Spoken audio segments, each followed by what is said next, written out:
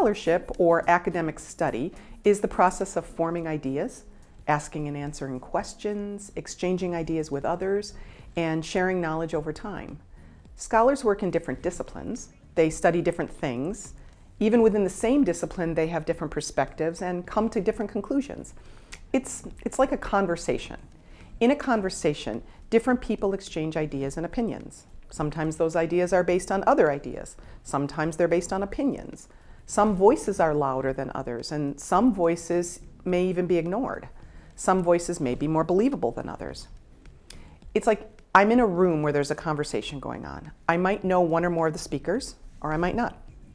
I might know when and how the conversation began, or it may have begun before I walked into the room.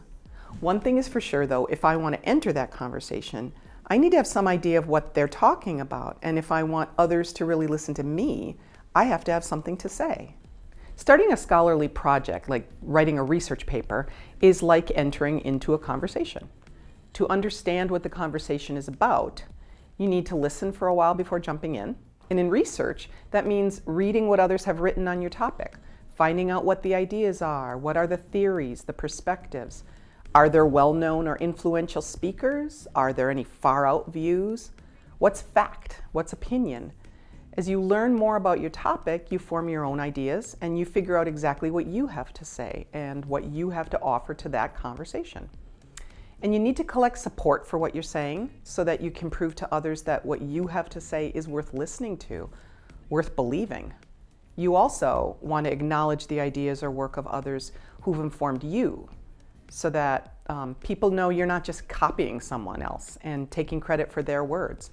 And like conversations, scholarship takes different paths.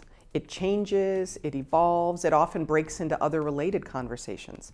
We might see a thread get picked back up in a new context with added or different speakers. An example of this is the conversation about the 1986 Space Shuttle Challenger disaster.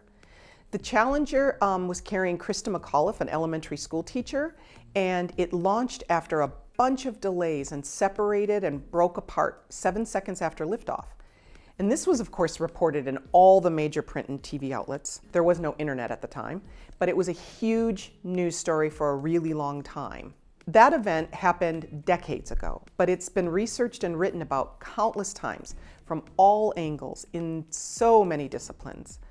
The immediate coverage was followed by deeper coverage and then analyses, scientific articles, but there were essays and articles looking at the ethical, the philosophical, the educational, and countless other perspectives.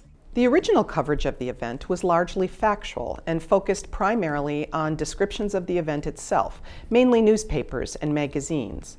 But as time went on, the conversation broke off into all different threads, and people focused on various parts of the story.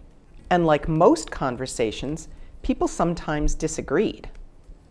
Even rhetoricians got into the discussion and carried out a debate in the journal College English, weighing in on the topic from their disciplinary point of view and disagreeing with each other in the process.